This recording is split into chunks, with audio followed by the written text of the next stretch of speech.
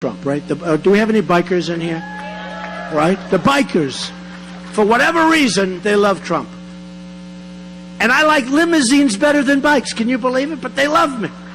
I went to one place, I think it was in Hilton Head, and there were hundreds. There must have been 500, 600, or 700 bikers out there. Rough guys, big, tough guys. And these guys from Secret Service, who are fantastic people, by the way, they didn't like, oh, they're fantastic. By the way, did you see them take that one guy down? Was that good? Okay, we got to tell these guys. No games, no smiles, no games, just boom.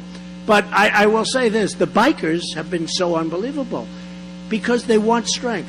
And I said, I want to take a picture with those guys. These guys went crazy. They said, no way, no way. I said, they're my people. I love these guys. I don't know how many guns they must have had pouring out of their guts. There must have been, they were not happy campers, the Secret Service. But I stood there and I took pictures with these hundreds of guys, and I'll tell you, it was like a love fest. They want to see strength. These are great guys, great people, and gals. They want to see strength. They want to see us be strong again. They don't want the weakness. And when I see Scott Walker with his little motorcycle, and he puts his helmet on, and he gets off and he makes a speech, and then he doesn't understand why people don't vote for him. I understand, okay?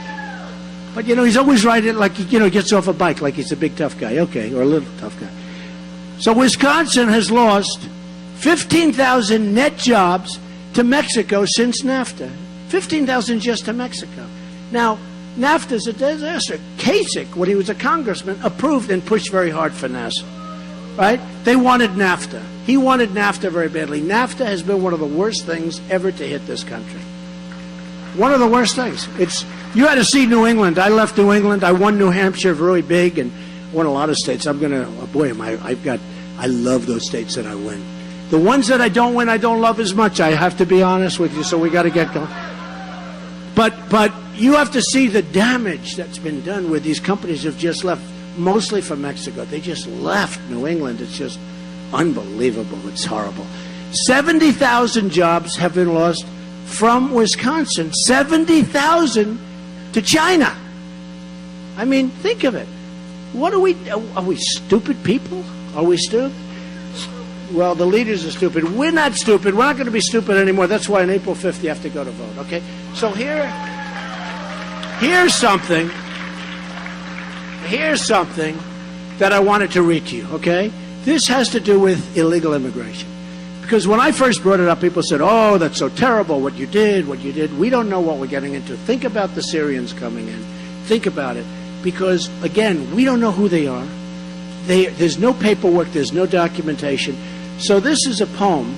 This was written by the great Al Wilson. You remember Al Wilson from years ago? Rock and roll singer. And I adapted it a little bit, but I will tell you, I just think it's great. Have people heard this? Have you all heard this? No? Has anybody heard it? Have you heard it? Oh, I love that when they say I have, because I've done it 3 or 4 times. You've heard it. Do you like it? So you got to listen carefully, okay? This is about a woman who sees a crippled snake, a snake that's in bad trouble, and takes it in to make it better. Think about ISIS. Think about the Syrians. Think about what you're getting. Think about illegal immigration. Just think about it. Okay, you ready? On her way to work one morning, down the path along the lake, a tender-hearted woman saw a poor, half-frozen snake. His pretty-colored skin had been all frosted with the dew. Oh, well, she cried, I'll take you in, and I'll take care of you. Take me in, O tender woman. Take me in for heaven's sake. Take me in, O tender woman, sighed the broken snake. She wrapped him up all cozy in a curvature of silk, and then laid him by the fireside with honey and some milk. Nice woman. Now she hurried home from work that night.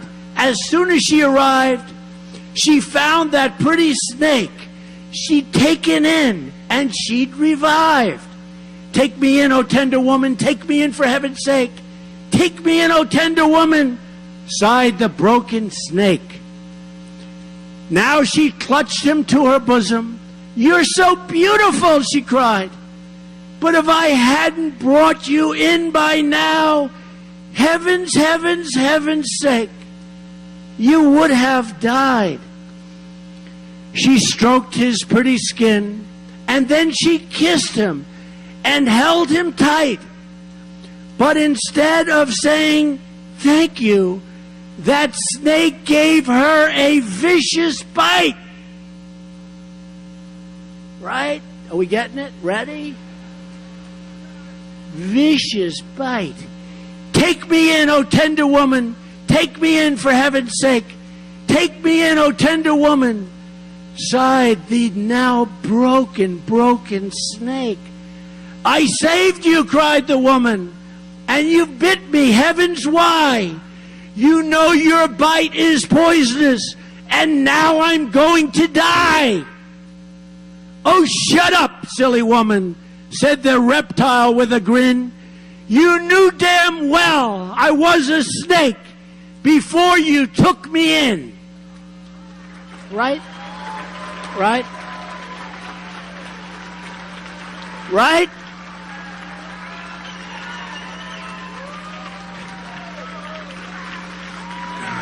Do the vets agree with me? Right? You understand? I mean, it's so obvious, folks. We're going to have problems like you've never had before. We're being infiltrated. That's what's happening. We are being infiltrated. And it's going to happen. Just like I was right about Brussels. Just like I was right about take the oil. Just like I was right about Osama bin Laden. I wrote about Osama bin Laden in a book, The America We Deserve, that I wrote in the year 2000. That's 2 years before the World Trade Center came down. And people said, "No way, no way." You know why? Because I watched him. I saw him. I read about him. And I said, this guy's trouble. And I wrote about him in a book. In fact, Joe Scarborough, a good guy, a host on Morning Joe, recently said, "There's no way Trump mentioned that." No. In fact, one of my enemies said, no, he actually did. He talked about Osama bin Laden in a book 2 years before the World Trade. "No way," Joe said. And they passed the book over to him. He said, "Wow, I know what I'm doing. Believe me, I know what I'm doing." We are a country that's in serious, serious trouble. We have incompetent politicians running our country. We have stupid people making decisions. We're the laughing stock of the world. Our military is going to hell, and you guys know that. Our military is going to hell. Our health care is no good. It doesn't work. We're going to change that. It's going to be great, by the way. But our health care doesn't work. Nothing we have works anymore. So I just say, on April the 5th, I want you to go out. I want you to vote. Even, okay, I have to be honest. I hear politicians for years asking people to go vote. And they always say, even if you're not going to vote for me, it's the American way. You must go out and vote. It's for our country. Even if it's not for... Well, let me tell you, if you're not going to vote for me, don't go out and vote. I don't care. Okay, don't. Do not. Don't go out. Don't go out and vote.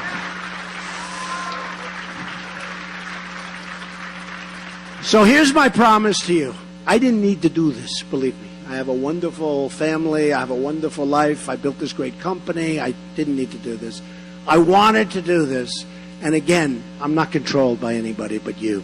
I wanted to do this because I owe it to the country. This country has been so good to me, beyond anything I could have. You would have told me 30 years ago that I'd be in a position, and not where I'm running for president, but in a position where I built this tremendous company, this tremendous wealth, and now I'm saying I want to give something back.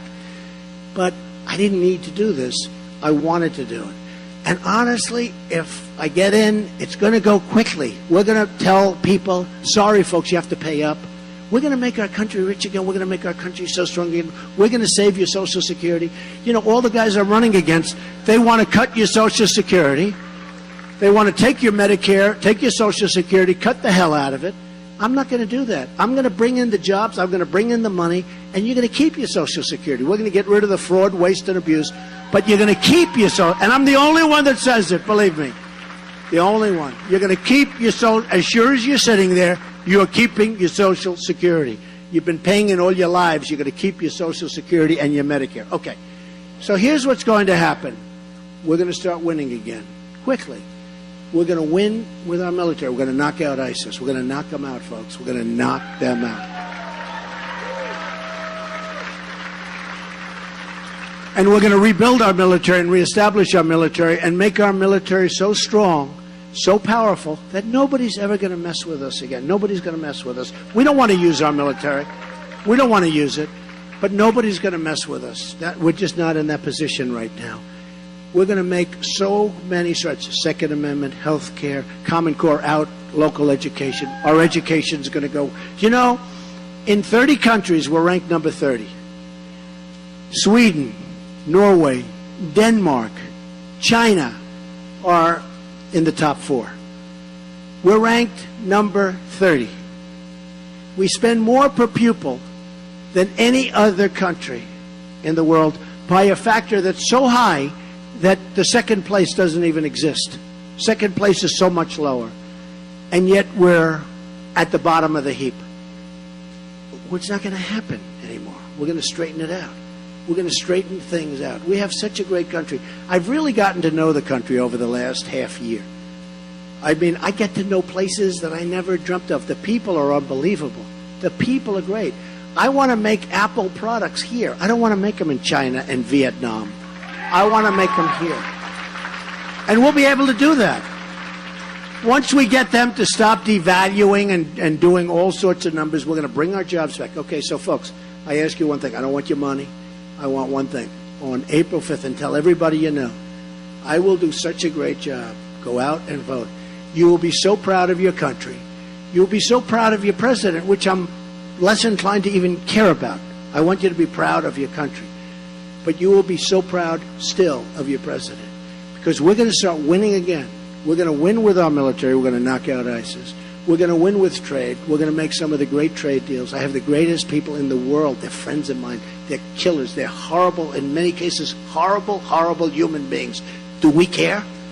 Right now we have political hacks that have a 37 IQ. Right now we have, or that are very smart and who knows what's going on. But China has their best and their smartest, and they come at you in waves. I've made a lot of money with China. Biggest bank in the world is my tenant. I sell condos. The Bank of America building in San Francisco, I own a massive chunk of it. I got it from China. I mean, I made a lot of money with China. You can do great with China. China doesn't believe they're getting away with this. So here's the story. We're going to start winning again. We're going to win in every capacity. You're going to be so proud of the United States once again. You're going to say this was one of the great afternoons of your life, and you're going to say your vote on April 5th was the single greatest vote you've ever made. Believe me. So I want to thank you all. I love you all. Thank you very much, folks. Thank you, Wisconsin. Thank you. Thank you. We'll do a great job for you. Thank you very much. Thank you.